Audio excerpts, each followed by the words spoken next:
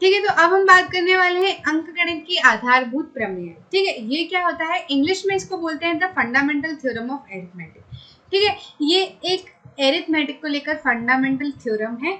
ज्यादा यहाँ पर बात नहीं करूंगी, मैं सीधे आपको बताती हूँ कि ये होती क्या है। ठीक है, तो ये क्या कहती है, ये प्रमेय क्या कहती है, ये प्रमेय ये कहती है कि अंकगणित की आधारभूत प्रमेय जो है ये कहती है कि प्रत्येक भाज्य संख्या को अभाज्य संख्याओं के गुणनफल के रूप में व्यक्त किया जा सकता है। यह गुणनफल, यह गुणनखंडन, यह गुणनखंड उस क्रम के अलावा अद्वितीय है जिसमें अभाज्य गुणनखंड होते हैं। देखो इस लाइन का मतलब क्या है, ये बोल रहे हैं प्रत्येक भाज्य संख्या, तो भैया एक भाज्य संख्या ले लो, 6 है, 6 भाज्य संख्या है। ठीक है, उनको अभाज्य संख्याओं के गुणनफल के रूप में व्यक्त किया जा सकता है। हाँ जी बिल्कुल किया जा सकता है। किया जा सकता है कि नहीं किया जा सकता है। 6 क्या है, एक भाज्य संख्या है, और 2 क्या है, एक अभाज्य संख्या है, 3 क्या है, एक अभाज्य संख्या है। इनके गुणनफल में किसको व्यक्त किया जा रहा है, 6 को, जो कि अभाज्य संख्या है। अब बच्चे बोल सकते हैं कि मैडम हमको तो अभाज्य संख्या क्या होती है, भाज्य संख्या क्या होती है, ये भी हमको नहीं पता।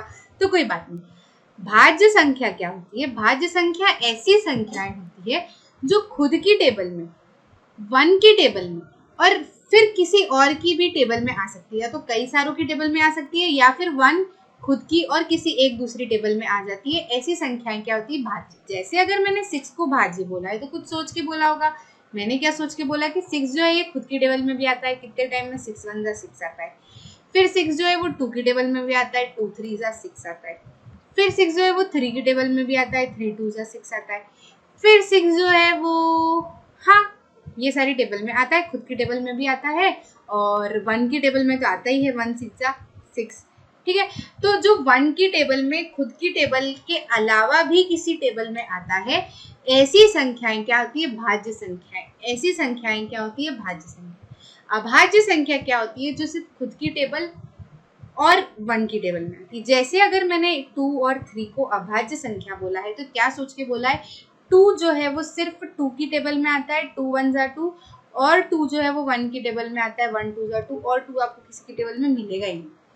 3 को अगर मैं अभाज्य कहती हूँ तो 3 भी जो है वो सिर्फ 3 की टेबल में आता है, 3 1 3, और 3 जो है वो 1 की टेबल में आता है, 1 3 3, और किसी की टेबल में आता ही नहीं।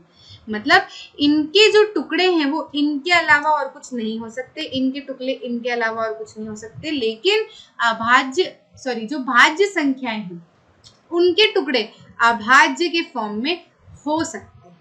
ठीक है, तो बस फंडामेंटल थ्योरम ऑफ अरिथमेटिक यही कहना चाहता है कि भाज्य संख्या जो है उसको अभाज्य संख्या के गुणनफल के रूप में लिखा जा सकता है। बस इनका जो क्रम जो है ये, मतलब इसको आप 3 × 2 भी लिखा जा सकता है। तो हम क्या कहते हैं, ये जो है ये यूनिक होता है। सिर्फ किस चीज के, कि हाँ भाई अगर 3 × 2 लिख दिया तो दिखता है इससे अलग है, लेकिन है तो यूनिक। 3 × 2 और 2 × 3 तो एक ही बात होती है, तो ये अद्वितीय होता है। आगे आपको बात समझ में। फिर हम अगर बात करें, अर्थात एक भाज्य संख्या दी गई है, हम इसे इस प्रकार गुणन खंडित करते हैं, जैसे x। तो हमने क्या बोला, जैसे हमने x को 6 माना तो यहाँ पे p1 × p2 × pn, तो जैसे यहाँ पे तो हमारा 2 × 3 में काम हो गया। लेकिन कई बड़ी संख्याएं भी हैं, जैसे 18 को मैं लिख सकती हूँ 2 × 3, 2 3 16, 16, 2 × 3, 2 3 6, 6 3 18। मतलब ये और बढ़ते जाते हैं। 18 बढ़ते कैसे, जरूरी नहीं कि 2 ही हो, इसमें आगे बढ़ते जाते हैं, तो ये आगे तक बढ़ते जाएगा। ठीक है, इस तरीके से इसको लिखा जा सकता है, जहाँ p1 × p2 × goes to pn अभाज्य संख्याएं हैं। ये कैसी संख्याएं हैं, ये अभाज्य संख्याएं हैं। ठीक है, ये अभाज्य संख्या। अच्छा, बच्चे कह सकते हैं कि मैम 16 को 6 × 3 भी तो आप सीधे लिख सकते हो, तो क्या ये फंडामेंटल थ्योरम ऑफ अरिथमेटिक नहीं होगा? नहीं बच्चा लोग, यहाँ नहीं होगा, क्योंकि वो क्या कहना चाहता है कि भाज्य संख्या को अभाज्य संख्या के गुणनफल में लिखा जाना जा सकता है। तो क्या 6 अभाज्य संख्या है? नहीं, 6 को और भी तोड़ा जा सकता है। 6 को कैसे लिखा जा सकता है? 6 को 2 × 3 लिखा जा सकता है। हाँ, अब हम कह सकते हैं कि 18 जो भाज्य संख्या है उसको हमने अभाज्य संख्याओं के गुणनफल का ये जो है हमने कर रखा है, उस तरीके से हमने इसको लिख सकते हैं। ठीक है, किस तरीके से लिखते हैं कि सबसे आगे वाला नंबर सबसे छोटा है, फिर बड़ा होता है, फिर बड़ा होता है, फिर बड़ा होता है। ठीक है, इस तरीके से लिखते हैं। P1 जो है वो छोटा होता है P2 से, और ये ठीक। यदि हम समान अभाज्य संख्याओं को मिला दे तो हमें अभाज्य संख्याओं का घात प्राप्त होगा। हाँ, हो जाता है, वो तो कोई परेशानी वाली बात ही नहीं है। आगे बढ़ते हैं, उदाहरण की बात करते हैं। ये बोल रहे हैं कि संख्या 4 की पावर n पर विचार करें, जहां n प्राकृत संख्या है, ठीक है, नेचुरल नंबर है, और जांच कीजिए कि क्या n का कोई मान है जिसके लिए 4 की पावर n अंक 0 पर समाप्त हो। ठीक है, इसको समझाने के लिए मैं एक और चीज बोल सकती हूँ कि जैसे 4, ये यूं कहना चाह रहे हैं कि n जो है ऐसा नंबर ज्ञात करो, यहाँ पर n जो है कुछ इस प्रकार से आए कि जब उसको हम सॉल्व करें तो जो नंबर आए ना उसकी आखिरी वाली संख्या में 0 आए। तो अगर ये 0 है तो ठीक है, ऐसे बता सकती हूँ। लेकिन अगर मैं ये कहूँ कि मतलब मैं आपको एक समझाने के लिए कह रही हूँ कि अगर ये क्वेश्चन में कह देते कि अंक 6 पर समाप्त हो, 6 पर समाप्त हो, तो हम क्या बोल देते कि 4 की पावर 4 हो जाएगी तो ये 16 हो जाएगा, तो अंक जो है ये 6 पर समाप्त हो जाएगा। आ रही बात समझ में? तो जैसे ये 6 पर समाप्त हो रहा है, उसके लिए हमने ये नंबर 4 निकाला है, वैसे ही हमको क्या करना है, ऐसा यहाँ पर नंबर लेके आना है कि ये 0 पर समाप्त हो। तो पहले हम देख लेते हैं कि क्या ऐसा हो भी सकता है या नहीं हो सकता है। तो देखो, एक सिंपल सी बात है, एक रूल हमेशा याद रखना कि अगर कोई भी नंबर 0 पे समाप्त हो रहा है ना, तो वो 5 की टेबल में आता ही आता है, मतलब वो 5 से विभाजित तो होता ही होता है। ठीक है, 5 से विभाजित होता है। आप 10 ले लो, 20 ले लो, 30 ले लो, 40 ले लो, कितने ही ले लो, ये सारे नंबर जो है 5 से पूरी तरीके से विभाजित होंगे। इसका मतलब क्या है कि जब इनको मैं तोड़ूंगी ना, इनमें 5 आएगा कहीं ना कहीं, जैसे 2 5 या 10 आ रहा है ना। 20 को मैं लिख सकती हूँ, 20 को मैं क्या लिख सकती हूँ, 4 5 या 20/5 लिख सकती हूँ। 30 को मैं क्या लिख सकती हूँ, 30 को मैं लिख सकती हूँ 6 5 या 30 लिख सकती हूँ, है ना। तो मतलब इनमें 5, तो जब हम इनके टुकड़े करेंगे ना, जैसे 10 के टुकड़े करूँ, 30 के टुकड़े करूँ, 20 के टुकड़े करूँ, तो उनमें क्या होगा, जब उनको अभाज्य संख्याओं में मैं तोड़ूँ तो 5 तो आना ही आना है उनके अंदर। ठीक है, तो जिन में मतलब अगर आखिरी में 0 चाहिए तो 5 तो उसमें आना ही आना चाहिए। ठीक है, तो हमको ये देखना है कि क्या ऐसा हो सकता है कि यहाँ पर ऐसा नंबर आए और फिर उसको हम तोड़े तो उसमें 5 आए, ये हमको देखना जरूरी है। ठीक है, तो क्या ऐसा हो सकता है? अब आप देखो, 4 की पावर में मैं 1 कर दूं, या 4 की पावर में मैं 2 कर दूं, या 4 की पावर में मैं 3 कर दूं, इनको अगर मैं तोड़ूं, जैसे 4 की पावर को मैं तोड़ूं तो मैं लिख सकती हूँ 2 × 2, है ना। फिर मैं लिख सकती हूँ 4 की पावर को मैं 2 करूँ, है ना, तो इसको मैं लिख सकती हूँ 2 × 2 तो 4, और फिर वो 2 बार × 2 × 2, है ना, तो ये हो जाएगा 16। मतलब 4, मतलब जो भी आएगा ना, कि अगर मैं 3 लिखूँ तो इसको लिख सकती हूँ 4 × 4 × 4, फिर 4 को मैं तोड़ सकती हूँ 2 × 2, ठीक है, फिर इस 4 को मैं तोड़ सकती हूँ 2 × 2, फिर इस 4 को मैं तोड़ सकती हूँ 2 × 2। तो बस ये हमेशा इसके अंदर जो इनके जो टुकड़े होंगे ना, जब ये अभाज्य संख्या में तोड़े जाएंगे तो हमेशा 2 2 2 ही आने वाला है, 5 तो आने वाला नहीं है। तो अगर इनमें अगर ये 5 नहीं आता है तो आखिरी में मतलब उसको सॉल्व करके कोई भी नंबर नहीं आने वाला जिसमें आखिरी में 0 हो। ठीक है, तो हम ये कह सकते हैं कि चूंकि इसके खंडन में, अच्छा इसको हम इस तरीके से भी लिख सकते हैं, 2 को मैं लिख सकती हूँ 2 की पावर, 4 को मैं लिख सकती हूँ 2 की पावर 2, और ये n, तो ये कितना हो जाएगा 2 की पावर 2n। तो मैं कह सकती हूँ कि ये जो 2 है, या फिर कोई भी नंबर ऊपर अगर आ जाता है तो उसका अगर हम खंडन करते हैं तो उसमें 5 तो आना ही नहीं आना है, 5 और 2 कभी भी एक टेबल में नहीं आते हैं। ठीक है, तो क्या होगा, आखिरी में 0 नहीं आएगा, क्योंकि 0 ऐसी टर्म्स में ही आता है सिर्फ जिसके खंडन करने पर क्या आए, 5 आए। ठीक, आगे बढ़े, कह रहे हैं कि अभाज्य गुणनखंडन विधि द्वारा 6 और 20 का एलसीएम और एचसीएफ ज्ञात करें। अभाज्य गुणनखंडन विधि, ठीक है, अभाज्य गुणनखंडन विधि द्वारा करते हैं। 6 को हम लिख सकते हैं 2 × 3, लिख सकते हैं कि नहीं लिख सकते हैं। 20 को हम लिख सकते हैं, देखो आपको ये भी लग सकता है कि मैडम बड़े नंबर दे दिए तो हम कैसे करेंगे, तो इसको ऐसे किया करो, 6 को लिख लो ऐसे, फिर सबसे छोटे नंबर से शुरू किया, एलसीएम एचसीएफ निकाला तो आपका आता होगा, लेकिन फिर भी बता देती हूँ, सबसे छोटे नंबर से शुरू किया जिससे 6 जा सकता है, कौन सा है, 2 है, 2 से जाएगा 3 टाइम्स में। ठीक है, कितने टाइम में जा रहा है उसको यहाँ लिखना है, फिर 3 क्या 2 से जाता है, नहीं जाता, 3 किससे जाएगा, 3 से ही जाएगा, बस 1 आ गया तो यहाँ पे खत्म हो गया। 6 को क्या लिख दिया, 2 × 3। अब बात आती है 20 की। 20 को कैसे लिख सकते हैं, सबसे छोटा नंबर जिससे 20 जाए, 2 कितने टाइम में जाता है, 10 बार में, फिर 10 2 से जाता है क्या, हाँ जाता है, कितने 2 से जाता है, कितने टाइम में जाता है, 5 टाइम में।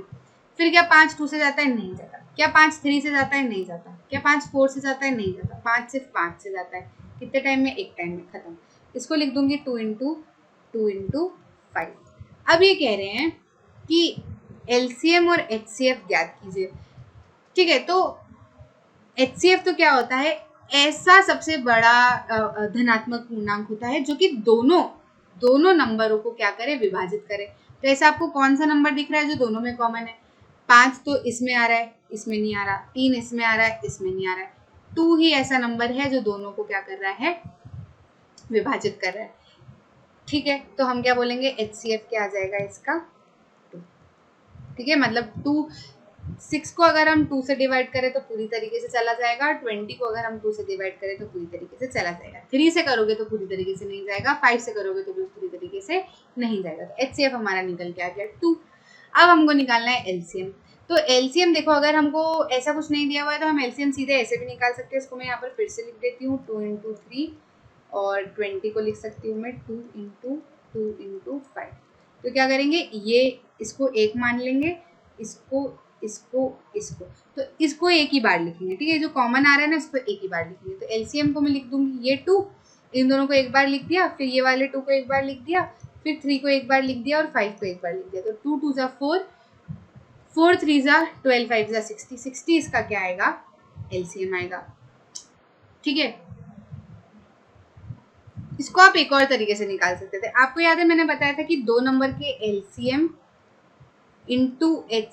इंटू एचसीएफ अगर हम करते हैं तो वो किसके बराबर होता है, दोनों नंबर के प्रोडक्ट का बराबर होता है। अब हमने क्या करा था, एचसीएफ निकाल लिया था। 2 नंबर हमारे पास में है तो हम एलसीएम आसानी से निकाल सकते हैं कि नहीं।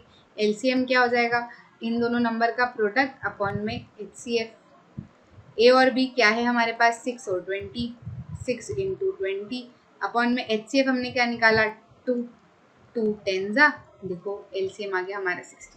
यहाँ पर भी 60 आया, यहाँ पर भी 60 है। तो आप किसी भी तरीके से कर सकते हो। अगर यहाँ पे आपको कंफ्यूजन लग रहा है कि नहीं हमसे बनेगा तो आप ऐसे भी निकाल सकते हो। ठीक, आगे बढ़े।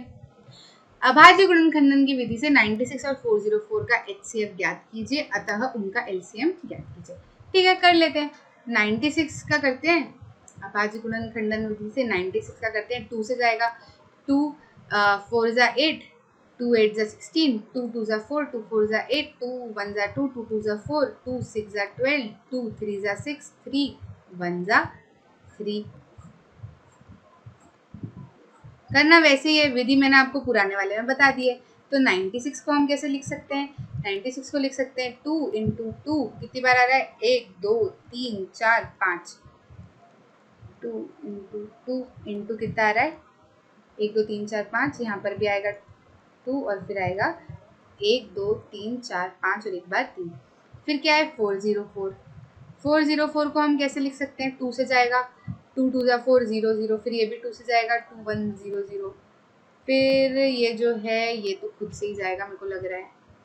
हाँ, ये जो है किसी और से नहीं जाएगा, ये तो किसी और के टेबल में आता ही नहीं है, तो 101 टाइम ही जाएगा। तो 404 को मैं लिख सकती हूँ 2 इंटू 101। अब एचसीएफ हमको निकालना है, तो एचसीएफ क्या होता है, ऐसा सबसे बड़ा नंबर जो दोनों में कॉमन आ रहा है।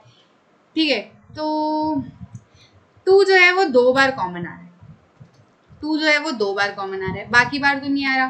ठीक है, तो ये 2 और ये 2, तो ये कितना हो जाएगा, इसका एलसीएम आ जाएगा 4। ठीक है, इसका एलसीएम आ जाएगा 4। देख लेते हैं हम 96 को अगर हम 4 से डिवाइड करते हैं तो 4, देखो 2 हमने क्यों नहीं लिया, क्योंकि हमारे पास में 2 ऑप्शन है, या तो 2 हो सकता है या 4 हो सकता है ना। तो एचसीएफ क्या होता है, बड़ा, ठीक है, बड़ा धनात्मक पूर्णांक कौन सा है, 4। ठीक है, तो हमने 4 को माना, 4 से गया तो 4 2 जा 8, 4 4 जा 16, चला गया ये भी पूरी तरीके से। 404 को 4 से किया तो आएगा 101, पूरी तरीके से चला गया। तो हाँ जी, एचसीएफ क्या आ गया हमारा 4, अतः उनका एलसीएम ज्ञात कीजिए। तो अतः अगर यहाँ पर लिख दिया गया ना तो फिर एलसीएम वैसे मत निकालना है, एलसीएम को ऐसे ही निकालना कि मतलब एचसीएफ एक बार निकल जाए तो एलसीएम निकाल दो। तो बस इसको हम क्या करेंगे, ए इंटू बी कर देंगे। एलसीएम हमारा हो जाएगा 96 इंटू 101 अपॉन में क्या आ जाएगा, एचसीएफ आ जाएगा 4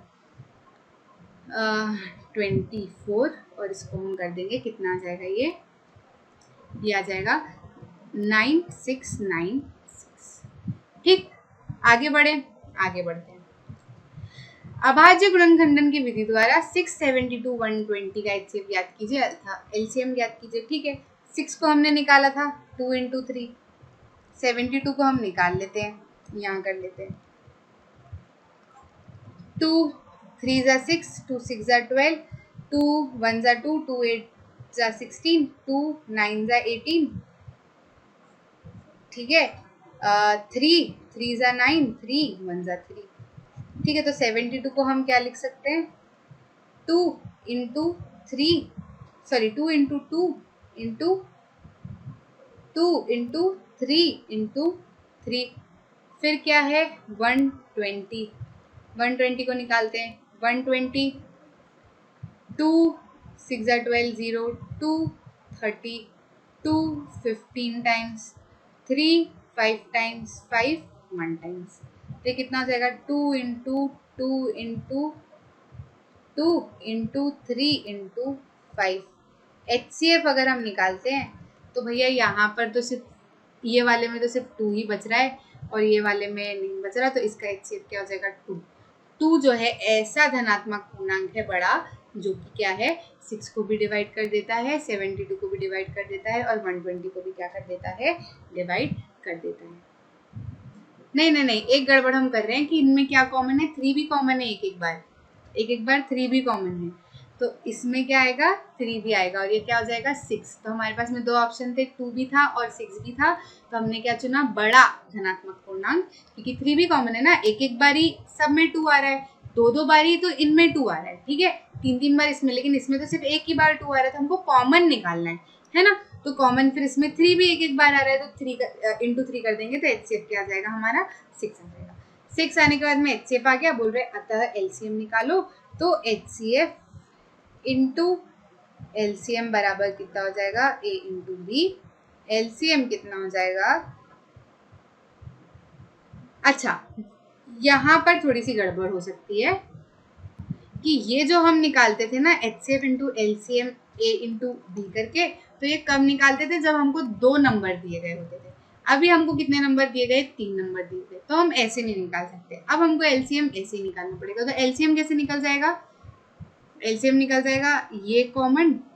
ठीक है, फिर उसके बाद में मतलब LCM मतलब सबसे कम सबसे ज्यादा बार क्या क्या आ रहा है, अगर LCM में निकालूं तो 2 जो है वो सबसे ज्यादा बार किसमें कितनी पावर में आ रहा है 3 बार आ रहा है ना, यहाँ पे भी 3 बार आ रहा है, यहाँ पे 3 बार आ रहा है, यहाँ 1 बार आ रहा है, तो 2 जो 3 बार आ रहा है उसको लिख लेंगे।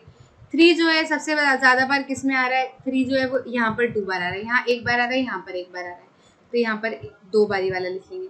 फिर 5 जो है वो 5 आ रहा है, 1 ही बार आ रहा है, ठीक है, तो 5 लिख लेंगे। तो बस LCM हमारा क्या हो जाएगा, ये तो हो जाएगा 8, ये हो जाएगा 9, ये हो जाएगा 5, तो हो जाएगा 8 इंटू 45, 8 5 जा 40 का 0 कैरी 4, 8 4 जा 32 और यह जाएगा 36। ठीक, 360 क्या आ जाएगा हमारा LCM। HCF हमारा क्या हो गया 6 और LCM हमारा क्या हो गया 360। ठीक है, आगे बात समझ में, आगे बढ़ते